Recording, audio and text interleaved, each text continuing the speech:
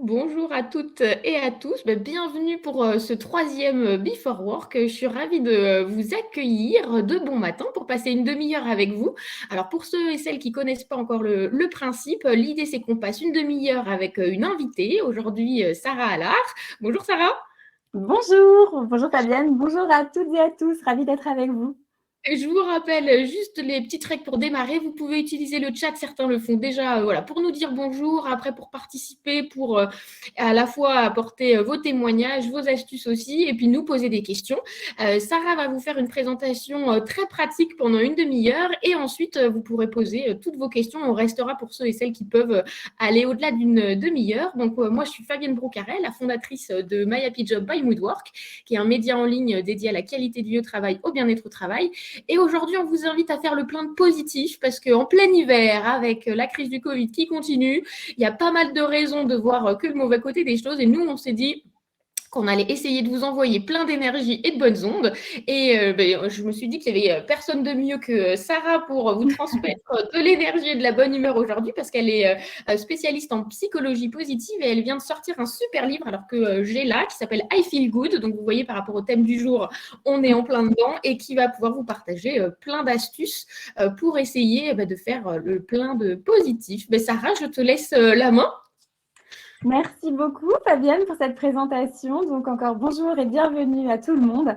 Je suis ravie d'être avec vous aujourd'hui. Alors je vais démarrer tout de suite. Je me présente vraiment très rapidement. Je suis donc Sarah Allard, je suis experte en psychologie positive et bien-être au travail. J'ai une double formation puisque j'ai commencé par faire l'ESCP, une école de commerce. J'ai commencé ma carrière dans le conseil en management, stratégie et organisation. Puis au bout de quelques années, j'ai eu envie de me lancer dans l'entrepreneuriat et en parallèle de reprendre des études en psychologie parce que c'est un domaine qui me passionne depuis toujours. Donc je suis aussi diplômée en psychologie et je me suis formée spécifiquement à la psychologie positive qui est la science du bonheur, pour faire simple. C'est une vraie discipline scientifique avec des centaines d'études publiées chaque année qui est vraiment passionnante. Voilà, et j'interviens depuis maintenant plus de 6 ans dans les entreprises pour développer le bien-être au travail à travers des conférences, des séminaires, des ateliers. Et mes thèmes de prédilection sont nombreux, mais c'est tout ce qui touche à l'énergie, aux émotions positives, au développement des soft skills, à l'optimisme, à la confiance, à la bienveillance, tous ces éléments dont on a tant besoin à titre individuel et à titre collectif. Alors aujourd'hui, je vais vous parler de plusieurs choses. Et finalement, c'est une conférence qui s'appuie beaucoup sur mon nouveau livre, effectivement, qui s'appelle I Feel Good. Il y en avait eu un premier qui s'appelait Sunday, Monday, Happy Days. Et depuis longtemps, j'avais envie d'écrire sur un thème qui me tient à cœur. Et ce thème, c'est les émotions. Et finalement, ce I Feel Good, cette idée, l'élan m'est venu pendant le premier confinement. En mars 2020, je ne sais pas si vous vous souvenez, en tout cas, moi, pour la première fois de ma vie quasiment, je me suis sentie vraiment déprimée. Et j'ai pris conscience de quelque chose d'important à ce moment-là, parce qu'en plus, j'étais en train de faire des recherches, je lisais beaucoup de choses sur les émotions, sur les hormones du bonheur à ce moment-là. Et j'ai réalisé qu'en fait, mon principal problème, c'était que j'étais en manque d'hormones du bonheur et en manque d'émotions positives. Et souvent, quand on se sent fatigué, quand on se sent stressé ou déprimé, eh bien, notre principal problème, c'est qu'on est en manque d'émotions positives. Et c'est pour ça que j'ai eu envie d'écrire ce livre, parce qu'on peut apprendre à les réactiver au lieu de focaliser notre énergie sur le négatif, sur tout ce qui nous stresse, tout ce qui nous déprime. On peut utiliser cette énergie pour créer les conditions qui vont permettre à ces émotions positives d'apparaître et d'exercer leurs bienfaits. Donc, on va parler de ça aujourd'hui. Je vais vous accompagner à travers les 5 étapes que j'ai développées dans cette méthode pour activer le pouvoir des émotions positives. La première étape, c'est la découverte. C'est de comprendre que les émotions positives ont des pouvoirs extraordinaires. Finalement, il y a beaucoup d'études, des centaines d'études. La psychologie positive, ces dernières années, se concentre énormément sur les émotions positives parce qu'on découvre qu'elles ont des pouvoirs vraiment sur tous les domaines de notre vie. En résumé, quand on a des émotions positives fréquentes, eh bien, on réussit mieux dans plusieurs domaines de notre vie. Déjà, on est plus heureux, ça, on s'en doutait. Mais en plus, on réussit mieux dans nos relations, on réussit mieux dans notre travail et on est en meilleure santé. On a une meilleure immunité, on a moins de stress, une meilleure résistance au stress, parce qu'elles agissent vraiment, ces émotions positives, comme un antidote. Donc, ce n'est pas grave si vous êtes très stressé, mais que vous avez beaucoup d'émotions positives, eh bien, ça va se compenser et vous allez neutraliser les effets du stress. Et ça, c'est quand même assez extraordinaire. Là, vous voyez une petite slide qui est un peu une slide de consultante, mais qui montre qu'au travail, elles vont agir sur tout un tas de dimensions. Parce que quand on a des émotions positives fréquentes, à nouveau, on est en meilleure santé, vous l'avez vu, donc il y a moins de stress, moins de fatigue, moins de burn-out, moins de maladies. On est plus efficace et plus performant, on est plus mobilisé, plus engagé, on innove davantage parce qu'on est plus créatif, on prend plus d'initiatives et il y a beaucoup plus de coopération, ça, les études le montrent aussi. Quand on est dans les émotions positives, les gens s'entraident davantage, ils se font confiance, ils communiquent mieux, ils ont moins de conflits, donc on coopère beaucoup mieux comme ça et on sait à quel point c'est important dans les entreprises. Donc, ce que je voulais vous dire, c'est que pour avoir tous ces bienfaits, il faut quand même un chiffre essentiel qui, vous voyez au milieu du cercle, qui est qu'il faut au moins 3 fois plus d'émotions positives que d'émotions négatives au quotidien. Donc, chaque émotion négative doit être compensée par 3 émotions positives. Donc, 3 moments de joie, de gratitude, de sérénité. On va voir ça un peu plus en détail juste après. Donc ça, c'est vraiment important. C'est un effet de seuil. Tant qu'on n'est pas à ce seuil-là, on va rester probablement déprimé. On ne peut pas se sentir bien. Et dès que, voilà, quand on ne se sent pas bien, ça veut dire qu'il faut rajouter des expériences positives. Et à partir d'un moment, vous allez franchir ce seuil et vous allez le sentir très concrètement. Alors, la deuxième étape dans I Feel Good, c'est l'étape d'autodiagnostic. Cette étape-là, elle est très importante parce que c'est important de se connaître et de comprendre ce qui génère en nous du stress et ce qui génère en nous des émotions positives. Et donc ça, c'est un petit rituel déjà que vous pouvez faire. Je vous invite à le faire aujourd'hui, à prendre un petit temps d'introspection. Parce que dans nos vies surchargées et à 100 à l'heure, on a besoin par moment de se poser, de prendre des temps d'introspection. Ça ne prend pas forcément longtemps. Il suffit d'avoir un petit carnet que vous dédiez à ça, par exemple. Et essayez peut-être chaque semaine d'avoir un petit temps, même 10 minutes, un rendez-vous avec vous-même, un temps d'introspection. Voilà un exercice que vous pouvez faire, soit seul, ou alors vous pouvez le faire à deux, ou alors vous pouvez le faire en équipe, c'est aussi très intéressant. Et c'est de vous demander quelles sont mes sources d'émotions positives. Qu'est-ce qui génère chez moi de la joie, de la gratitude, de la sérénité, de l'intérêt, de l'amusement, de l'inspiration, de l'amour, de l'admiration. Ça va vous aider à vous connaître et à comprendre vraiment quelles sont les activités, quels sont les environnements, quelles sont peut-être les personnes qui génèrent chez vous ce type d'émotions. Et vraiment, j'insiste, y compris et notamment au travail. Et quand on parle d'amour au travail, en fait, pensez amour avec un petit A. L'amour, en fait, c'est la bienveillance. Les chercheurs qui ont beaucoup étudié, qui ont fait une étude formidable qui s'appelle Qu'est-ce que l'amour, et ont cherché tout ce qu'il y avait en commun dans toutes les formes d'amour. Et en fait, ce qu'on retrouve, c'est la bienveillance, qui définissent comme le souci profond du bien-être de l'autre dans le seul intérêt de celui-ci. Donc, au travail, on peut avoir une forme d'amour qui est la bienveillance. Et quand est-ce que je me sens appréciée, quand est-ce que je me sens bienveillant avec les autres et quand est-ce qu'au contraire, je sens que les autres sont bienveillants avec moi? Ça aussi, c'est une question intéressante à vous poser. Et puis, quand vous avez la réponse à tout ça, demandez-vous comment je peux augmenter, évidemment, ces sources d'émotions positives, leur faire plus de place dans ma vie parce que bien souvent, vous allez réaliser qu'en fait, il y a des activités qui vous apportent tout un tas d'émotions positives. Vous avez intérêt, évidemment, à les faire beaucoup plus souvent. Alors, ensuite, on a les sources de stress parce que c'est un ratio, je vous ai expliqué, donc il faut quand même essayer d'agir aussi sur les sources de stress, surtout si elles sont très nombreuses. Et là, vous pouvez vous faire une petite liste de la même façon, lister peut-être vos 10 stresseurs principaux. Ça peut être des activités ou des tâches, ça peut être des situations, des personnes, des sujets de discussion, des pensées, etc. Mais déjà, faites-vous cette petite liste et puis au cours des prochains jours, dès que vous avez un peu une montée de stress, notez ce qui l'a déclenché. Notez vos stresseurs, déjà ça va beaucoup vous aider. Et ensuite, quand vous voyez votre liste de stresseurs, il y a une question que vous pouvez déjà vous poser, qui est, est-ce que cette situation est modifiable ou non? Parce que nous autres, les êtres humains, on a cette capacité à s'adapter, qui est formidable, hein, mais qui fait qu'on a tendance à laisser traîner un certain nombre de stresseurs et d'irritants pendant des mois, voire des années. Et ça peut vraiment nous poser problème et les études montrent qu'à la longue, ça pèse autant sur notre santé et sur notre bien-être que des problèmes majeurs. Donc, demandez-vous si, par exemple, je vous donne des exemples très concrets, si votre imprimante est en panne un jour sur deux et que à chaque fois, vous arrachez les cheveux, ça vous rend fou, eh bien, prenez le temps de la faire réparer ou de la changer. Si vous êtes en retard tous les matins à l'école ou au travail, demandez-vous à l'école pour accompagner vos enfants ou au travail et que ça vous génère un stress tous les matins, demandez-vous, est-ce que je ne pourrais pas changer quelque chose, me réveiller 10 minutes plus tôt, préparer les affaires la veille? tout simplement. Et en fait, c'est tout un tas de choses comme ça où vous allez vous rendre compte que vous avez le pouvoir de modifier tout un tas de situations et je vous invite vraiment à le faire. À côté de ça, vous avez des stresseurs sur lesquels vous ne pouvez pas agir, vous ne pouvez pas modifier les situations. Et là, il va falloir appliquer d'autres stratégies. Et une des stratégies, j'en détaille beaucoup dans le livre, mais une des stratégies, ça va être évidemment de changer votre perception. On dit souvent, si tu peux changer la situation, change-la. Si tu ne peux pas changer la situation, change ta perception. Et ça change d'état d'esprit. Voilà, c'est ça qu'il faut essayer de retenir. Et peut-être, quand on ne peut pas changer les choses, moi, il y a beaucoup de questions qu'on peut poser. On peut, par exemple, se demander quel est le cadeau caché dans cette difficulté, dans cet échec, dans cet obstacle. Il y a toujours un cadeau caché, quelque chose de positif à en tirer. Donc, si vous prenez le réflexe de vous poser cette question, je vous promets que ça va beaucoup vous aider. Alors maintenant, je voulais aussi vous parler d'un point. 2 minutes, Sarah. Il y a Isabelle qui nous demande, quand tu parlais des irritants, c'est typiquement ce que tu as demandé, enfin ce que tu as donné comme exemple de l'imprimante qui me passe, ça c'est un irritant au quotidien.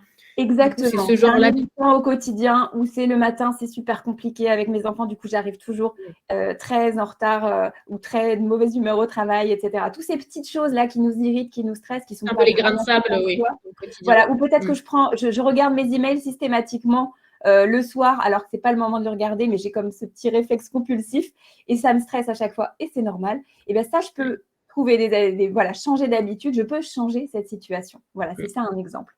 Oui. Alors ensuite, je voulais vous inviter à vous interroger sur vos hormones du bonheur, parce que ça, c'est vraiment important. J'ai voulu vraiment détailler tout ça dans le livre, mais je vous fais un petit résumé ici, parce que c'est essentiel de comprendre comment fonctionnent nos hormones du bonheur, ces hormones qui vont nous donner beaucoup d'énergie, qui vont faciliter finalement le fait de ressentir des émotions positives. Donc, 4 hormones, très rapidement. La dopamine, c'est l'hormone du plaisir et de la motivation. Pour avoir de la dopamine quotidiennement, vous pouvez essayer d'avoir au moins un objectif atteint par jour. Donc, ce n'est pas la peine de s'en fixer 12 000, mais un que vous allez pouvoir atteindre. Et dites-vous, yes, j'ai atteint mon objectif. Et là, hop, un petit shot de dopamine, ça vous fait du bien. Et c'est une petite victoire. Ensuite, une chose nouvelle par jour, ça peut aussi être un très bon moyen parce que la nouveauté aussi stimule la dopamine. L'ocytocine, l'hormone de l'amour, de l'attachement, de la confiance, dont certains manquent beaucoup en ce moment parce qu'on a beaucoup moins de contacts physiques. Donc, évidemment, profitez des personnes que vous avez sous la main et à qui vous pouvez faire des câlins et avoir ces contacts physiques qui sont très importants. Mais vous pouvez aussi vous-même vous faire un automassage, prendre un bain, ça marche aussi. Et puis, globalement, au travail, les actes de gentillesse, de communication positive, ça vous permet aussi de sécréter de l'ocytocine. La sérotonine, c'est l'hormone de la détente, de la bonne humeur et du sommeil. Et donc, pour la sérotonine, ce qui est très important, c'est de se sentir utile et important. Et ça, on ne sait pas forcément. Une façon très simple d'avoir votre dose de sérotonine quotidienne, c'est d'exprimer chaque jour pourquoi vous vous sentez fier. Pourquoi aujourd'hui je me sens fière parce que j'ai réussi à faire telle chose. Ça peut être une petite chose, mais j'ai besoin de le faire devant les autres. Donc ça, c'est un super rituel à faire en équipe, par exemple à la fin de la semaine, et chacun partage sa source de fierté, sa petite fierté de la semaine, ça peut être vraiment très intéressant. Et vous avez aussi des activités comme le yoga, la cohérence cardiaque, la méditation qui vont vous permettre également de sécréter de la sérotonine. Et la sérotonine, elle est importante parce que, vous savez, la plupart des antidépresseurs agissent en augmentant le taux de sérotonine dans notre cerveau. Donc, c'est vraiment très important aussi. Et puis, on a les endorphines qui sont antidouleurs et anti-stress. Et là, le mieux, c'est d'avoir une activité sportive, de faire des étirements. Mais ce qu'on ne sait pas toujours, c'est qu'il faut essayer de varier nos entraînements pour stimuler différentes parties de notre corps pour avoir encore plus d'endorphines. Et le rire également, très puissant. Donc ça, je voulais vraiment le partager avec vous parce que je trouve que c'est très puissant. Alors maintenant, on va passer à la 3e étape, expérimentation. Je vais vous faire vivre là en live. On a peu de temps, mais il y a des petits rituels qui prennent vraiment très peu de temps et qui sont très puissants. Alors, on va commencer par la sérénité. La sérénité, je veux vous proposer juste quelques petits exercices. On sait que quand on se dit « Allez, il faut que je me détende », ça ne marche pas en général. Donc, au lieu d'essayer de détendre notre mental directement, ce qui marche très bien, c'est d'essayer de détendre notre corps. Et ensuite, ça va apaiser aussi les tensions mentales et émotionnelles parce que tout ça, c'est très lié. Donc, vous pouvez faire un petit exercice que j'adore, que je pratique beaucoup. Et le mieux, c'est de le faire plusieurs fois par jour dès que vous sentez que le stress arrive. Parce que notre niveau de stress, il fait ça au cours d'une journée. Et le mieux, c'est d'essayer, dès que vous identifiez le stress, de redescendre et de prendre un petit shot de sérénité. Donc, par exemple, le pompage des épaules, c'est très simple. Je vous propose de le faire si vous pouvez le faire en live. Vous allez simplement vous mettre, si possible, debout, le dos bien droit. Vous allez inspirer en montant les épaules. Et puis après, vous allez vous serrer les poings très fort également. Et puis, vous allez pomper, finalement, comme si vous étiez en train de pomper toutes les tensions de votre corps et de les faire remonter. Et quand vous avez envie d'expirer, eh bien, vous allez souffler toutes les tensions. Voilà, Fabienne, super, je te vois le faire aussi, c'est très bien. Encore une fois, on inspire, on serre les poings et on monte les épaules. On pompe toutes les tensions, tout le stress, tout ce qu'on a envie d'éliminer. Et on imagine que via le souffle, on libère tout ça. Vous allez voir, ça marche très bien. Vous pouvez le faire plusieurs fois jusqu'à ce que le stress redescende. En fait, on a besoin d'avoir plusieurs moments comme ça au cours de notre journée de libération des émotions négatives et du stress. Alors, donc vous avez d'autres techniques, comme la relaxation de Jacobson. Je ne vais pas tout détailler là aujourd'hui, mais il y a énormément de techniques qui vous permettent comme ça d'avoir un petit shot de sérénité plusieurs fois dans la journée. Ensuite, pour la joie, en fait, pour être plus joyeux, il faut se reconnecter à notre âme d'enfant, tout simplement, s'inspirer des enfants. Ce qui va nous créer de la joie, ça peut être le jeu, tout simplement. Et donc, le jeu, en équipe, je peux utiliser des icebreakers très fréquemment. J'en ai mis beaucoup dans le livre, mais il y en a plein aussi sur Internet. Pensez à faire ça, surtout si vous avez une activité créative, un brainstorming, vous allez voir que ça va être très efficace. Voilà, je donnais l'exemple du Yes Day, une journée où on dit oui à tout ce que veulent les collègues. On peut mettre des règles avant, mais c'est très rigolo. J'ai des entreprises qui l'ont utilisé. On va tester ça, je sens qu'on va tester. Il faut tester. On peut le faire avec ses enfants, c'est très amusant aussi. Et puis simplement d'être dans sa zone de brillance le plus souvent possible. Parce que quand vous êtes dans votre zone de brillance, évidemment, vous êtes dans la joie, vous vibrez. Voilà, vous êtes dans les bonnes ondes. Et là, c'est vraiment, tout le monde le ressent. Alors ensuite, la gratitude. On connaît le journal de gratitude, très efficace. Vous notez le soir 3 choses pour lesquelles vous vous sentez reconnaissant, des petites choses, des grandes choses. Ça marche très bien. Si vous êtes surtout très déprimé, que vous avez vraiment besoin de changer d'état d'esprit, on sait que ça va vraiment vous aider à remodeler votre cerveau, à voir les choses plus positivement. Après, dans la durée, les gens ont du mal, et c'est ce que montrent les études, à le faire. Donc, vous pouvez choisir une fréquence qui vous va bien.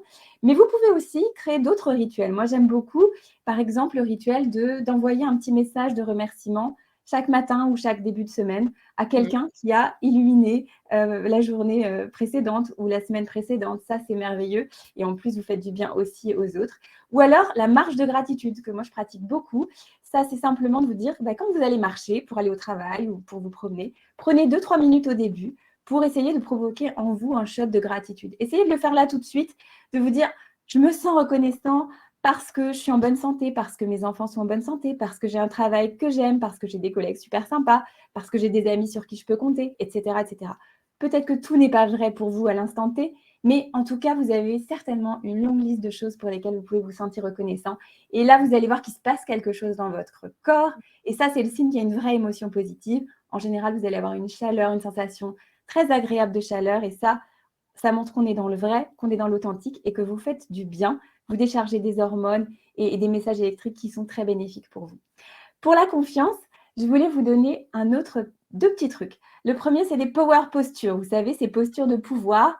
Une chercheuse qui s'appelle Amy Cuddy les a beaucoup étudiées et a montré à quel point elles étaient puissantes. Donc, typiquement, vous prenez la posture Wonder Woman, une posture un petit peu le buste redressé. Voilà, vous êtes prêt à conquérir le monde et la vie. Et en fait, ces postures-là, en 2 minutes, elles ont un pouvoir presque magique, mais ce n'est pas du tout magique. Elles vont réduire votre stress de 25% et augmenter votre confiance de 20%. Et ça se retrouve dans la salive avec le taux de testostérone et le taux de cortisol. Donc, ce que ça veut dire, c'est que vous avez le pouvoir de modifier la biochimie de votre corps en quelques minutes, juste en changeant votre posture. Souvenez-vous, le mouvement crée l'émotion, la posture crée l'émotion. Ça, c'est vraiment très important. Et puis, je voulais vous parler évidemment de bienveillance. La bienveillance, c'est un thème qui me tient à cœur, dont on manque bien sûr bien souvent dans les entreprises et dans le monde en général. La bienveillance, c'est très bien, mais avant les actes de bienveillance, le plus important, c'est d'être dans la bienveillance. Parce que sinon, les actes sonneront faux et ils auront un effet peut-être même contre-productif. Être dans la bienveillance, ça se cultive, ça s'apprend. C'est vraiment avoir ce souci du bien-être de l'autre. C'est vraiment souhaiter le meilleur aux autres. Et ça, vous pouvez le travailler avec notamment une méditation de la bienveillance. Et cette méditation, je vais vous l'envoyer parce qu'il y a des ressources, je vais vous proposer des ressources un peu additionnelles qui sont des extraits du livre que vous aurez en bonus.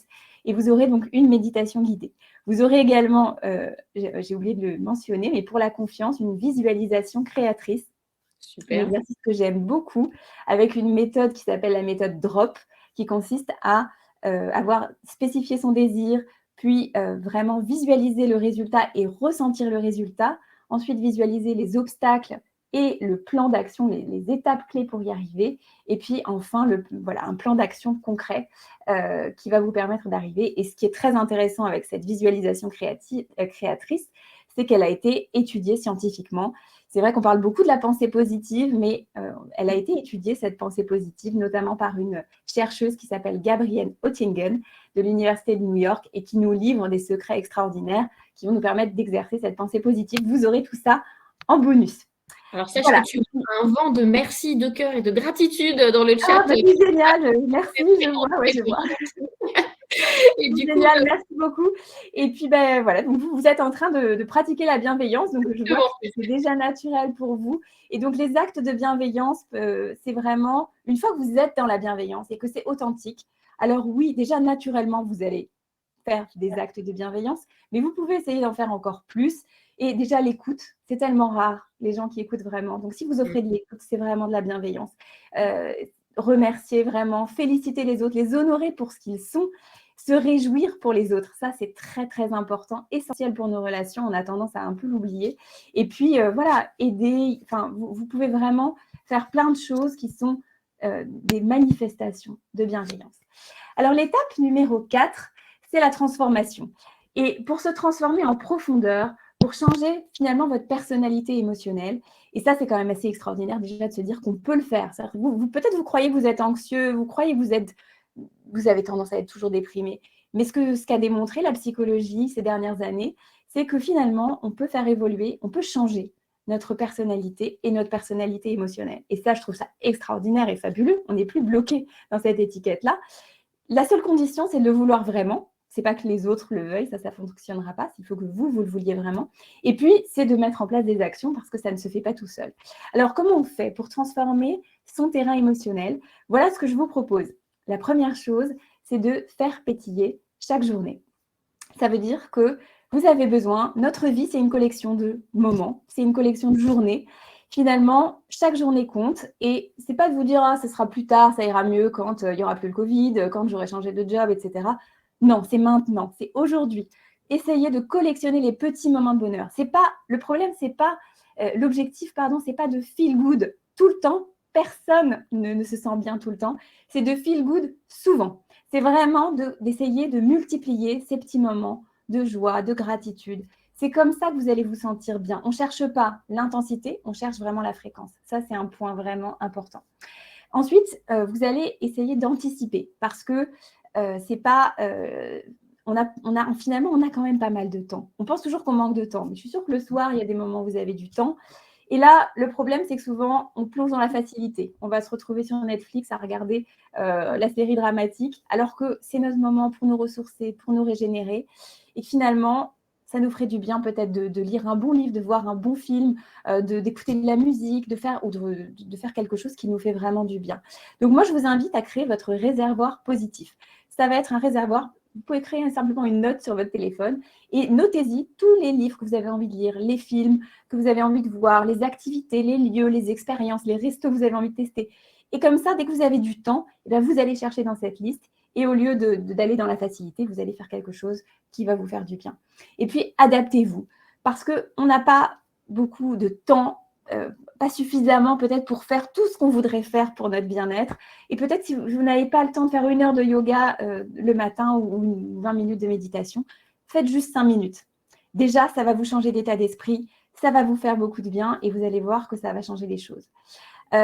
Ensuite, ce qui est intéressant, c'est d'avoir un lifestyle positif. L'alimentation, l'activité physique, le sommeil, votre façon de gérer votre temps et vos frontières, la frontière entre la vie perso et la vie pro, ça va beaucoup vous aider à créer ce que j'appelle un peu votre système immunitaire psychologique, votre capacité à résister au stress. Vous voyez bien quand vous êtes fatigué, quand vous dormez mal, vous mangez mal, la moindre chose va vous stresser.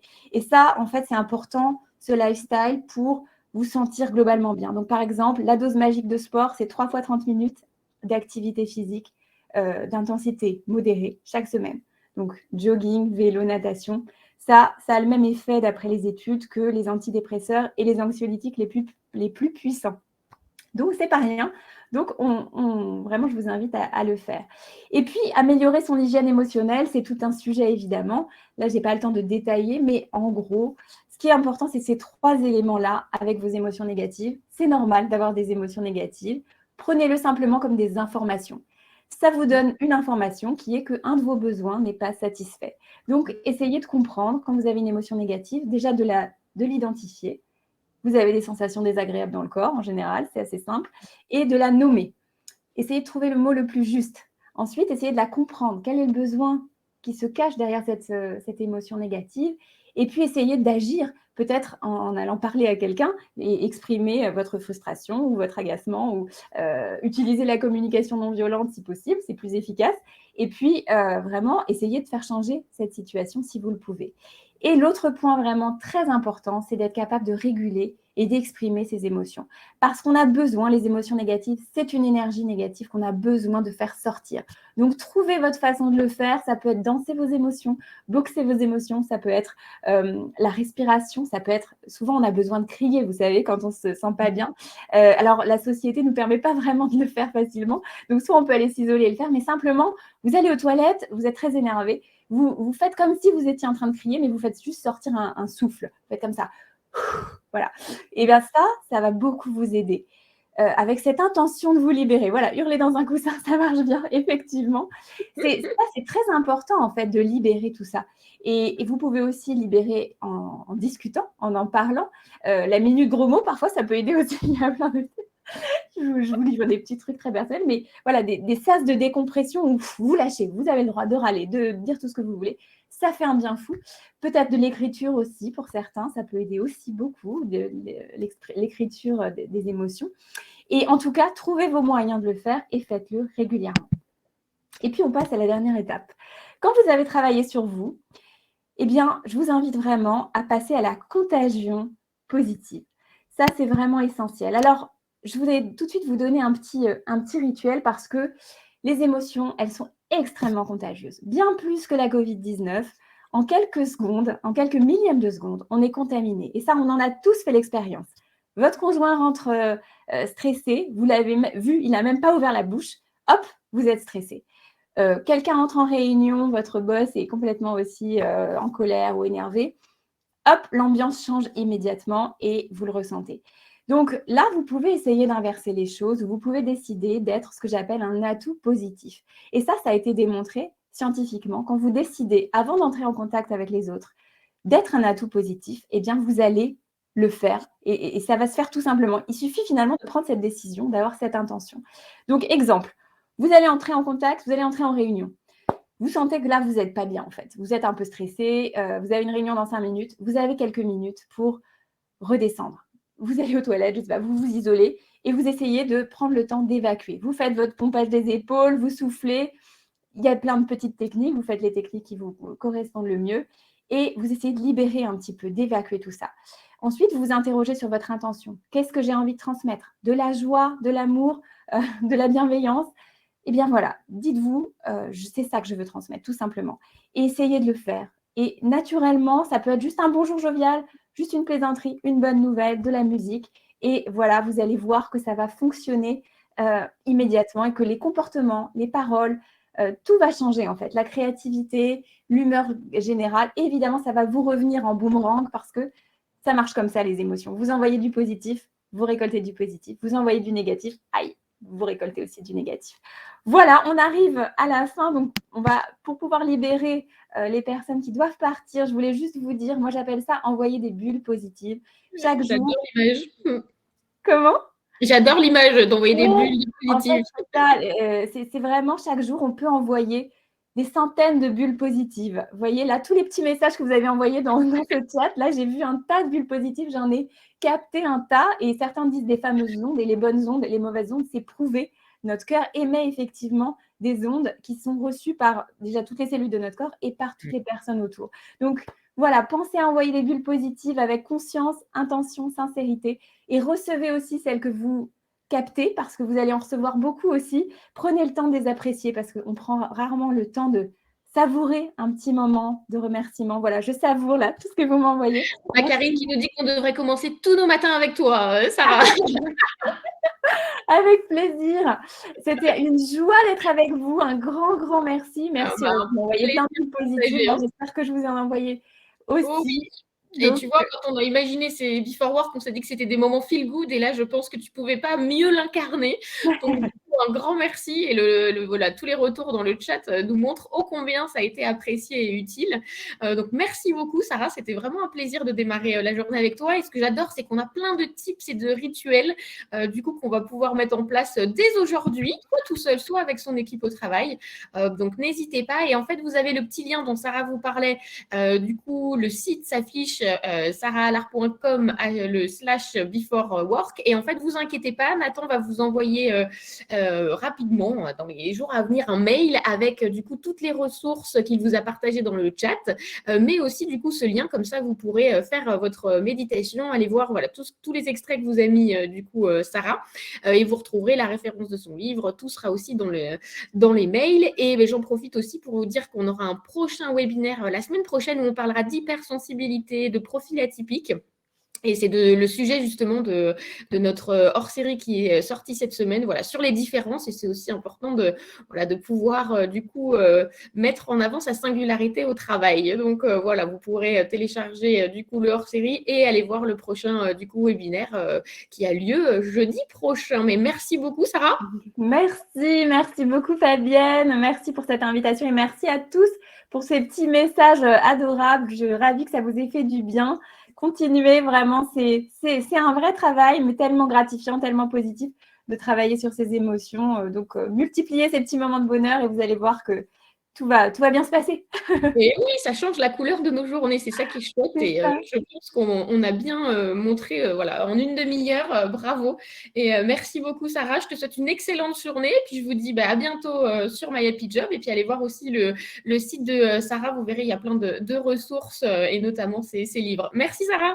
Merci. Merci Bonne journée à tous. Bonne Merci journée. beaucoup. Au revoir. Au revoir.